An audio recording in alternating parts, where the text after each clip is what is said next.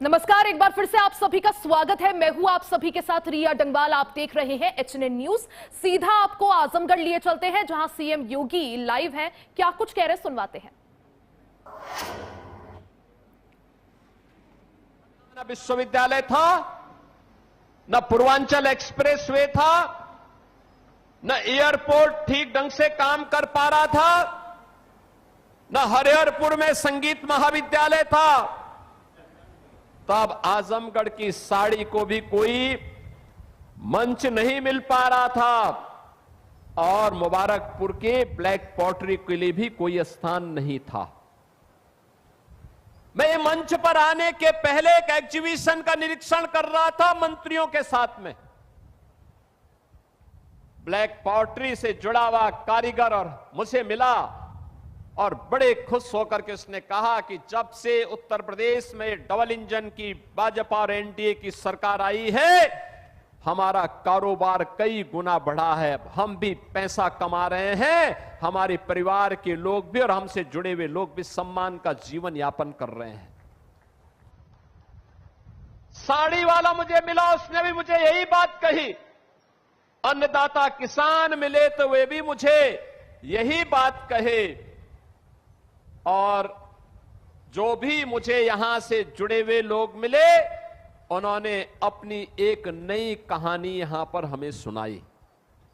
बहनों और भाइयों, आज मैं आप सबसे यही कहने के लिए आया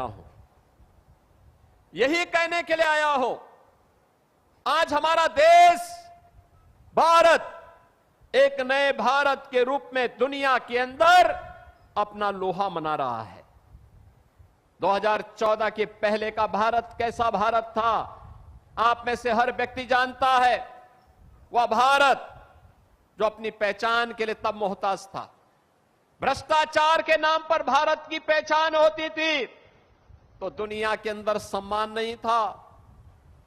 देश की सुरक्षा में लोग सेंध लगाते थे, सरकार मौन रहती थी तो स्वाभाविक रूप से दुश्मन आंख दिखाता था। नक्सलवाद था, गरीब की कोई सुनवाई नहीं थी, उसके लिए कोई योजना नहीं थी।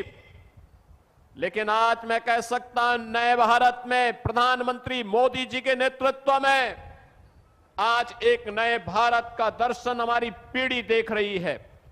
हम सब गौरवशाली हैं, एक नए भारत का दर्शन हम कर रहे हैं जो काम कभी नहीं हो पाया।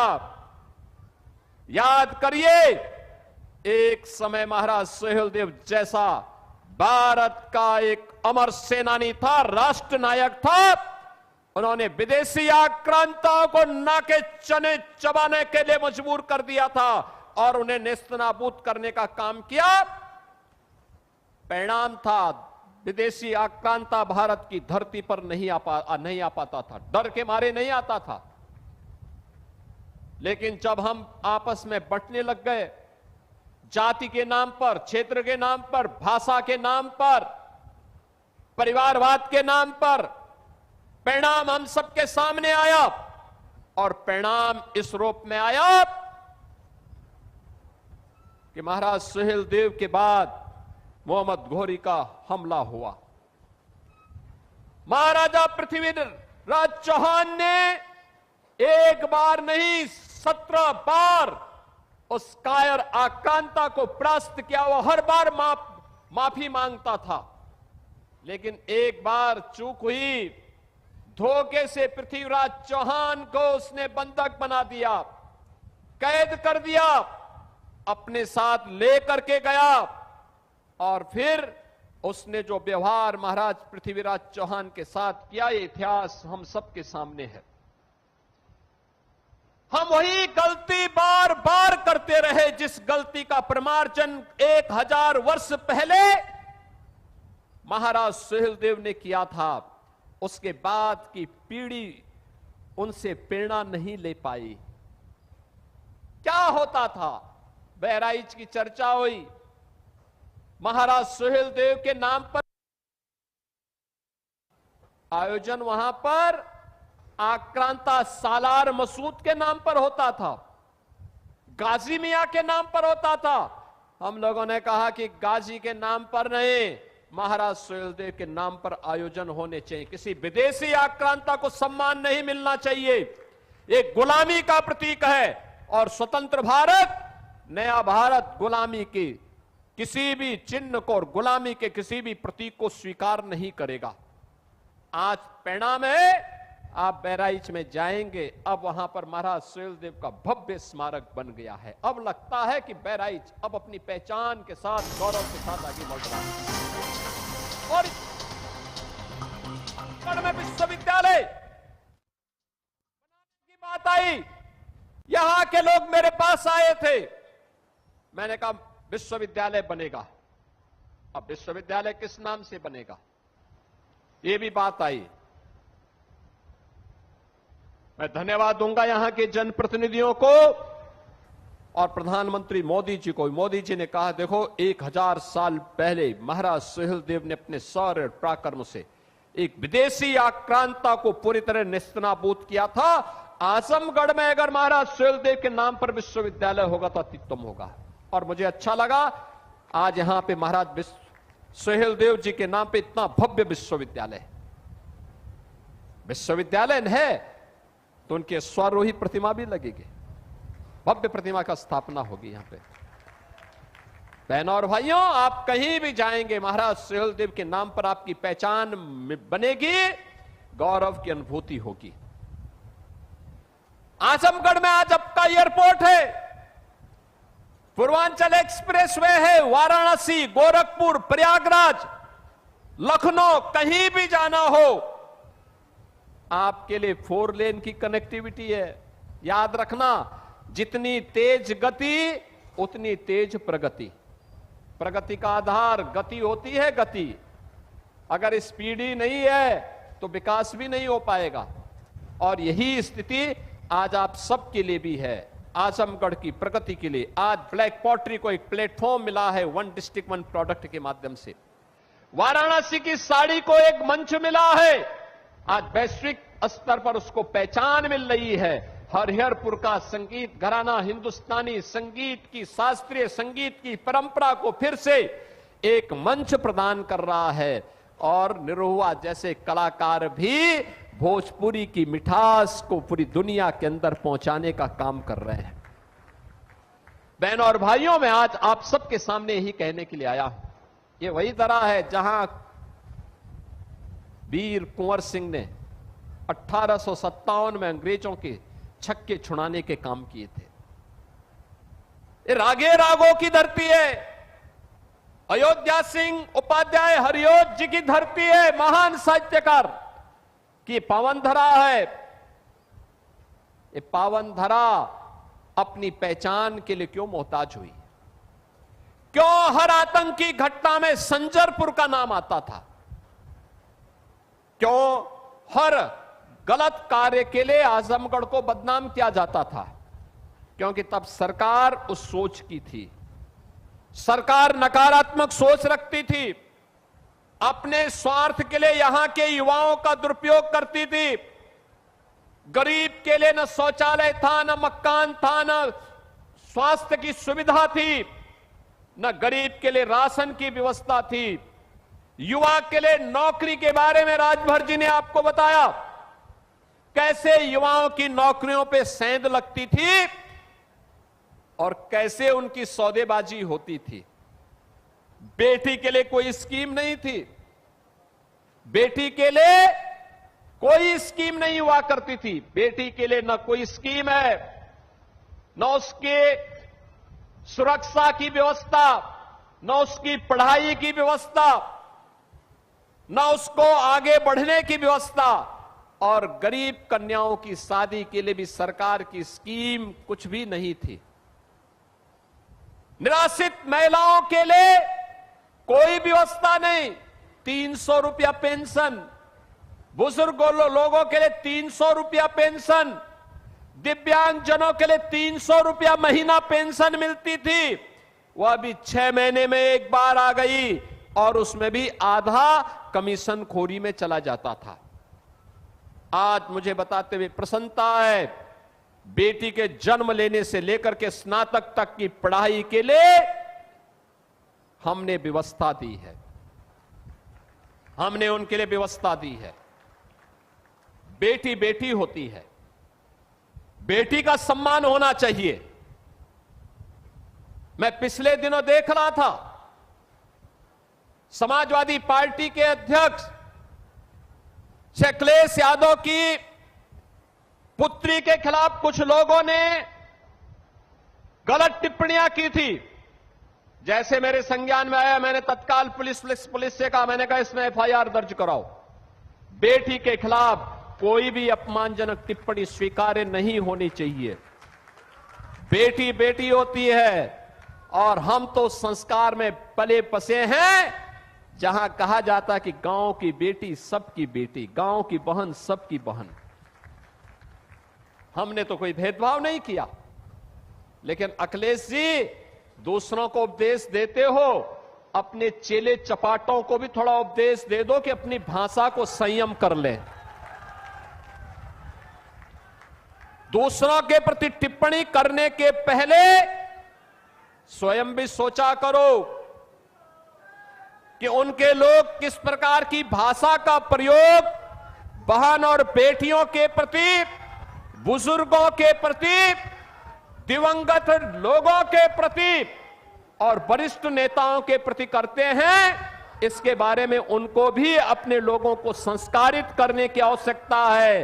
अच्छा होगा उनको समझाओ, और नहीं समझ सकते तो हमारे हवाले कर दो, हम उनको अच्छी तरह समझा देंगे। बहनों और भाइयों, आज बेटी की शिक्षा के लिए पैसा है, तो बेटी की सामूहिक विवाह की स्कीम भी हमारे पास है। गरीब बच्चों की पढ़ाई के लिए सुनील राजभर जी का विभाग अटल आवासीय विद्यालय भी बना रहा है, और नई नई स्कीम लेकर के उनके उन्नयन के लिए कार्य कर रहा है। आजमगढ़ से आप मुख्यमंत्री योगी आदित्यनाथ को सुन रहे थे। वक्त हो चला एक छोटे से ब्रेक का, फौरन वापस आएंगे, बने रहे हमारे साथ। 2017 और 2014 के पहले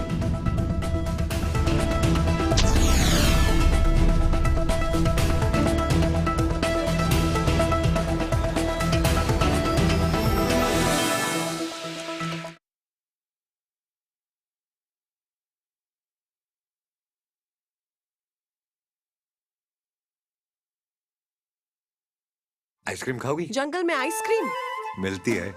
समर कूल रेफ्रिजरेटर, आप अपनी ड्यूटी निभाओ, ये अपनी ड्यूटी निभाएगा। समर कूल, लाइफ बनाए वंडरफुल। गोल्डी छोले मसाले, जहाँ जाएं रिश्ते बनाए। गोल्डी लाए हैं फ्रेश लॉक टेक्नोलॉजी, जो रखे मसालों को हर समय फ्रेश। फर्श की टाइल्स को चेंज करो, बड़ी स्लिपरी हैं। थर्मोकूल वॉशिंग मशीन। थर्मोकूल, इंडिया का नया अंदाज।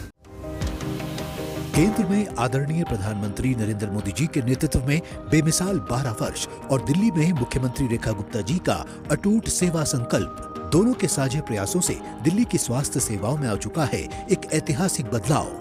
दिल्ली में पूरी तरह लागू हो चुकी है आयुष्मान भारत प्रधानमंत्री जन आरोग्य योजना। अब पात्र परिवारों को मिल रहा है हर वर्ष 10 लाख रुपए तक का मुफ्त और कैशलेस इलाज, 5 लाख रुपए का स्वास्थ्य कवर केंद्र सरकार की ओर से और 5 लाख रुपए का अतिरिक्त टॉपअप दिल्ली सरकार की ओर से। यही नहीं, 70 वर्ष या उससे अधिक आयु के वरिष्ठ नागरिकों को भी आयुष्मान वय वंदन योजना का लाभ मिल रहा है, जिससे उन्हें भी 10 लाख रुपए तक की स्वास्थ्य सुरक्षा प्राप्त हो रही है। दिल्ली के सैकड़ों सरकारी और निजी अस्पतालों में अब इलाज हो रहा है आसान, कैशलेस और सुलभ। प्रधानमंत्री नरेंद्र मोदी जी के विजन और मुख्यमंत्री रेखा गुप्ता जी के समर्पण से और अधिक स्वस्थ बन रही है हमारी दिल्ली।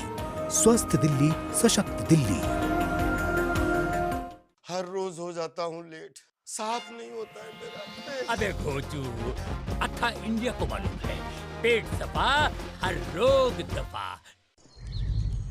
बाबूजी के गुजर जाने के बाद ना बेटा एकदम अकेला पड़ गए थे। कभी कर्जा, कभी ब्याज।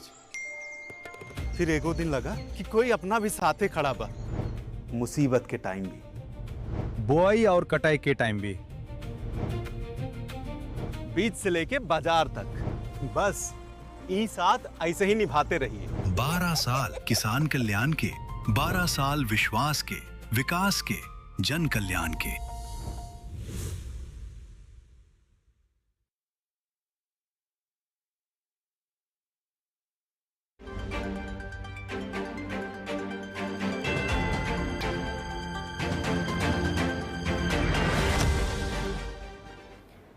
और एक बार फिर से आप सभी का स्वागत है। सीधा आपको आजमगढ़ लिए चलते हैं, जहां मुख्यमंत्री योगी आदित्यनाथ संबोधित कर रहे हैं। क्या कुछ कह रहे हैं, सुनवाते हैं।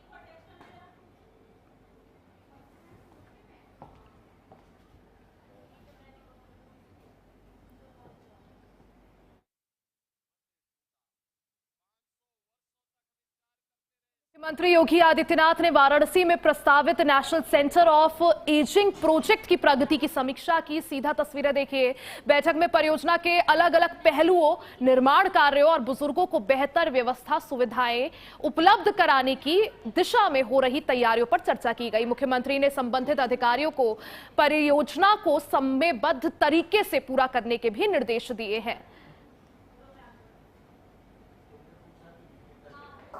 और चलिए एक बार फिर से आप सभी को आजमगढ़ लिए चलते हैं, जहां मुख्यमंत्री योगी आदित्यनाथ लाइव है। क्या कुछ कह रहे हैं, सुनवाते हैं। ये था, क्या ये काम कांग्रेस कर पाती? क्या ये काम समाजवादी पार्टी कर पाती? जब ये आपकी आस्था को सम्मान नहीं दे सकते, आपके पूर्वजों को सम्मान नहीं दे सकते, आपके देवी देवताओं का सम्मान नहीं कर सकते, तो आप इनके साथ जुड़ करके कौन सा बड़ा तीर मार देंगे? आप ये कुछ नहीं कर सकते, ये गरीबों का कल्याण नहीं कर सकते, ये विकास नहीं करा सकते, आपकी आस्था का सम्मान नहीं कर सकते, युवाओं को नौकरी नहीं दे सकते। इनको आप काहे सिर में ढो करके चलते हैं? तो बोझा है व्यवस्था के लिए, इस बोझा को ढोइए मत। वर्तमान को सुधारने के लिए और उज्जवल भविष्य बनाने के लिए डबल इंजन सरकार के साथ, डबल स्पीड के साथ आगे बढ़ने की तैयारी करिए। और उस स्पीड के लिए डबल इंजन की सरकार आपके बीच में है। हमने तो यहां 10 विधानसभा थी और 2 लोकसभा है, बीजेपी का कोई नहीं जीता, लेकिन तब भी विकास से हमने वंचित नहीं होने दिया। आजमगढ़ को विकास किया, इस उम्मीद के साथ कि निरुआ जीतेगा जरूर अगली बार। और निरुआ पिछली बार तो जीत गए थे, और मैं उनसे बार बार कहता हूं कि वे कुछ फिल्मों की शूटिंग यहां भी कर लिया करो, यहां भी कुछ फिल्मों की शूटिंग करो, कुछ यहां के नौजवानों को भी जोड़ो, उनको भी नया कलाकार बनाओ। हरिहरपुर के विकास के लिए जिसने कला की हर विधा को आगे बढ़ाया है, उस पावन धरा को भी थोड़ा आगे बढ़ाओ। उनके साथ जुड़ करके वहां के नवोदित कलाकारों को एक मंच दो। आने वाली पीढ़ी कृतज्ञता ज्ञापित करेगी कला का सम्मान करने के लिए। हरिहरपुर को या फिर यहां की ब्लैक पॉटरी को, या यहां की साड़ियों को, यहां के अन्नदाता किसानों को, यहां के ऊर्जावान नौजवानों के लिए एक मंच मिलना चाहिए। और उस मंच के लिए आजमगढ़ को आज तैयार होना चाहिए। आज इन्हीं शब्दों के साथ बहन और भाइयों, 1000 करोड़ रुपए की परियोजनाएं यहां आज आपको उपलब्ध करवाई जा रही हैं। केवल 2 विधानसभाओं की हैं, अन्य विधानसभाओं के लिए भी ऐसे ही आएंगे, बार बार आएंगे, क्योंकि आजमगढ़ को सुरक्षित भी बनाना है और समृद्ध भी बनाना है। और इसके लिए हम बार बार आएंगे इस विश्वास के साथ। आप सभी को मौसम की इतनी विपरीत चुनौती आई, ओम प्रकाश राजभर जी बोले कहीं टेंट उड़ेगा तो नहीं, हमने कहा जब तक हम हैं तब तक तो नहीं उड़ेगा। लेकिन मैं धन्यवाद दूंगा कि आप सब इतने धैर्य के साथ इस आंधी तूफान में भी बैठे रहे, क्योंकि मुझे एक बार लगा जब बहुत तेज आंधी तूफान आई तो मुझे लगा कि ऐसा ना हो कि हम मंच के लोग ही बैठे रहे और सामने वाले भाग जाएं। लेकिन आपने धैर्य से काम लिया कि सेना अडिग है तो सेनापति भी मजबूती के साथ लड़ेगा, मजबूती के साथ इस लड़ाई को आगे बढ़ाएगा। आजमगढ़ वासियों, मैं इसके लिए आप सबको हृदय से धन्यवाद देता हूं। 1000 करोड़ रुपए की इन परियोजनाओं के लिए इन दोनों विधानसभा क्षेत्र के सभी बंधु बांधवों को, सभी नागरिकों को हृदय से बधाई और मंगल में शुभकामनाएं व्यक्त करते हुए अपनी वाणी को विराम देता हूं। और प्रशासन से इस बारे में जरूर कहूंगा कि आजमगढ़ के लिए आजमगढ़ विकास प्राधिकरण के माध्यम से हमें पुरानी जो जेल है उस जेल को एक अच्छे कन्वेंशन सेंटर या किसी अच्छे केंद्र के रूप में आगे बनाने के लिए, बढ़ाने के लिए एक व्यापक कार्य योजना आगे देनी चाहिए। आप सबके प्रति मेरी शुभकामनाएं। धन्यवाद। जय जय श्री राम। आजमगढ़ से